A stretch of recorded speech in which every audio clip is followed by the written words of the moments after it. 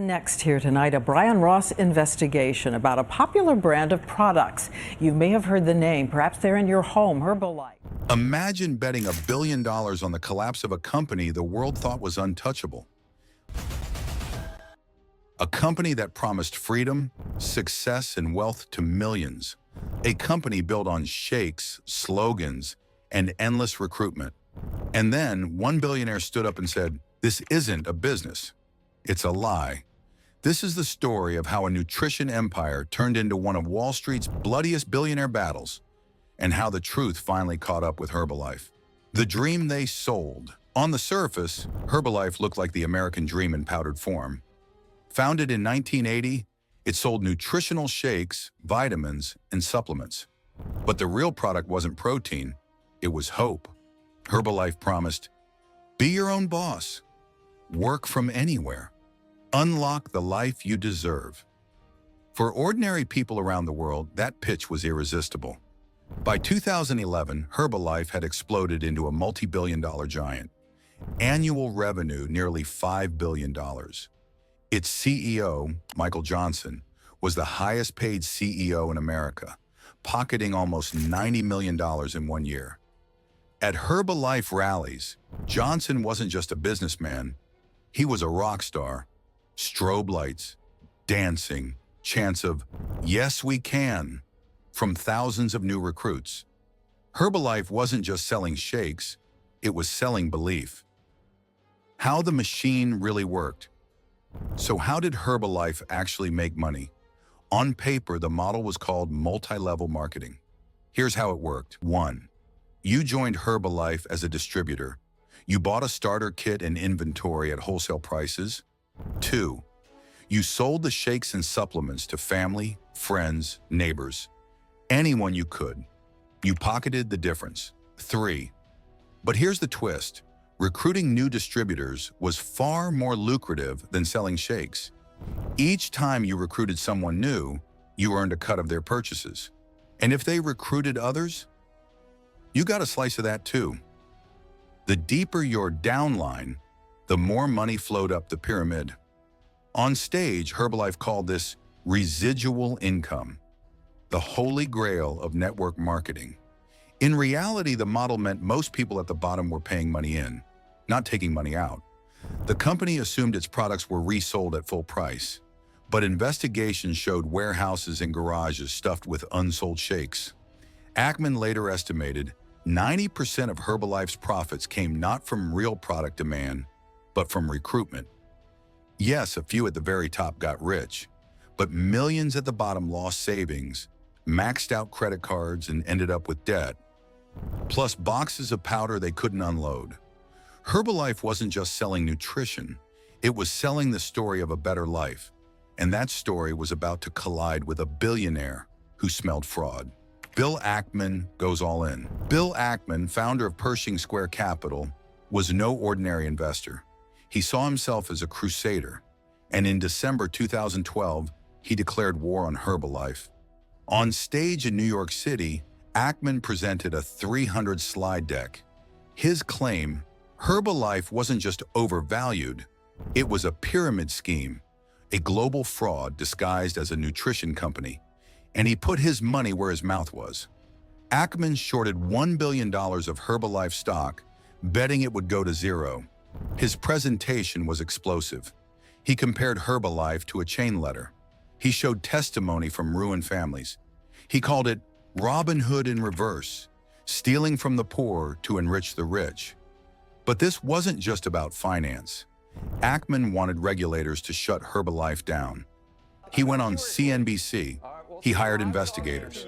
He lobbied Congress. He spent over $50 million to expose what he called the biggest scam in corporate America. Herbalife fired back, calling Ackman a liar. But soon another billionaire entered the ring. And that's when the battle turned personal. The billionaire battlefield, Carl Icahn, ruthless activist investor, worth over $20 billion, and someone with a long memory. I mean, Buffett has literally he's made a lot of money for shareholders. He really has. If you look at what he's done over the years, I don't agree with some of the stuff he does. Years earlier, Ackman and Icahn had clashed in a bitter legal fight. Icahn lost, and grudges were his specialty. So when he saw Ackman attacking Herbalife, Icahn saw his chance. In 2013, he started buying Herbalife stock in massive quantities, not just as a business bet, but as revenge. On live television, Icahn and Ackman went head-to-head. The insults flew. Ackman, he's a bully. Icahn, he's a crybaby. Wall Street had never seen anything like it. Two billionaires screaming at each other on CNBC with billions at stake. Icahn's buying spree triggered what's known as a short squeeze. As the stock rose, Ackman's short bet bled money. If the price went too high, he'd be forced to buy back shares at a loss. It was billionaire chess played with live ammo. And Icahn wasn't alone. Other titans smelled blood. Dan Loeb of Third Point quietly jumped in, buying Herbalife shares during the chaos. He called Ackman's crusade a vainglorious campaign and cashed out profits as the stock rebounded. George Soros, the legendary investor, also built a position. Unlike Icahn, Soros stayed silent, profiting quietly from the volatility. Suddenly, Herbalife wasn't just a nutrition company. It was a billionaire casino. Some were betting against it, some were betting for it, but all of them stood to profit, no matter what happened to the ordinary families caught in between. Regulators take notice. Ackman's campaign worked in one way. It got the government's attention. In 2014, the Federal Trade Commission opened an investigation. Soon, the FBI and SEC joined in. For a moment, it looked like Herbalife might finally face its reckoning. Then came July 2016. The FTC announced its decision. Herbalife would survive, but not untouched. The company agreed to pay a $200 million fine and fundamentally restructure its U.S. business. Regulators accused Herbalife of deceptive income claims and unfair recruiting practices. Ackman had been right. The model was exploitative, but Herbalife lived on. And while Ackman's short position was still bleeding, Herbalife's stock began to recover. By 2018, it was hitting new highs. After 5 painful years, Ackman finally surrendered. He closed his short position, losing hundreds of millions. Meanwhile, Icahn walked away a winner. His stake was worth billions.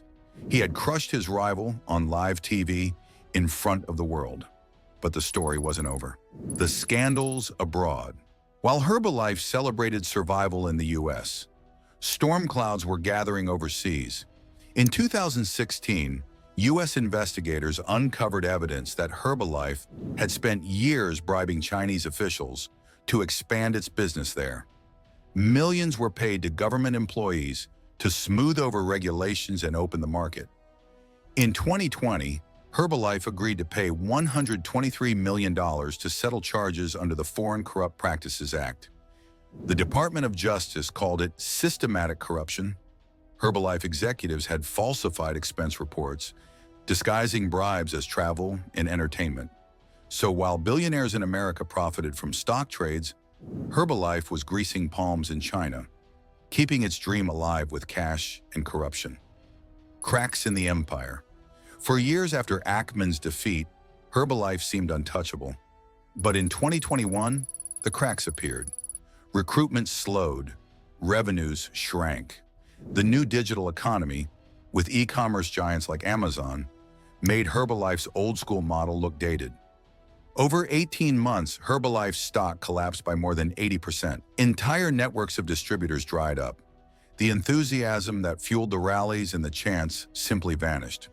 The FTC's restructuring had exposed the truth. Without aggressive recruiting, the engine stalled. And in a cruel twist, Bill Ackman's thesis, the one that cost him so dearly, began to come true. What the billionaires took and what was left behind. Here's the irony. For the billionaires, Herbalife was just another trade. Ackman lost, Icahn won, Loeb and Soros cashed out. They moved on. But for the millions of people who believed in Herbalife, the losses were permanent. Nearly 2 million people worldwide lost money. Entire families fell into debt. Dreams of financial independence ended with garages full of unsold shakes. Herbalife's leaders walked away rich. Its billionaire backers played their games. And the people at the bottom, the ones who believed in be your own boss, were left with nothing. Conclusion, the real lesson. Herbalife didn't collapse in a single dramatic moment. There was no courtroom shutdown, no breaking news declaring it a fraud. Instead, it withered slowly, under the weight of exposure, regulation, and fading belief. Bill Ackman was right, but too early. Carl Icahn was wrong about Herbalife's future, but cashed out perfectly. Dan Loeb and George Soros profited in silence. Billionaires exposed a global fraud, not because they cared about the victims, but because they wanted to win.